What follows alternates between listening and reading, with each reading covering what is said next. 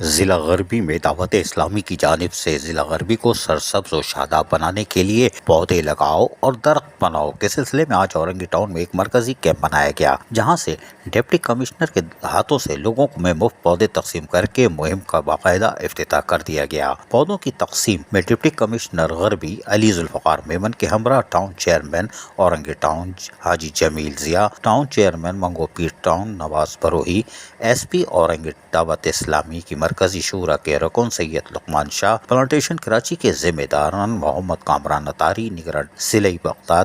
رضا، نگراں ٹاؤن حمزہ علی اور ضلع غربی کے مجلس رابطہ کے اویس رضا کے علاوہ مدارس کے طلباء کی بڑی تعداد موجود تھی۔ بعد ازاں ڈپٹی کمشنر غربی علی ذوالفقار میمن نے سیکٹر نمبر 10 اورنگی میں قائم عرشی پارک میں پودے لگائے اور دعا بھی کی اور کہا کہ سرسبز و شاداب ضلع غربی کو ہم کامیابی سے ہمکنار کریں گے اور اس میں دعوت اسلامی کا کردار نمایاں ہے اور ہر شخص کو چاہیے ایک پودا ضرور لگائے۔ عزیز عارف، KBS بلدیاتی نیوز کراچی۔ ایسی ہی خوبصورت ویڈیوز فیوچر میں حاصل کرنے کے لیے ریڈ بٹن پر کلک کر کے اور بیل آئیکن کو پریس کر کے ہم سب کے سبسکرائبر بننا مت بھولیے۔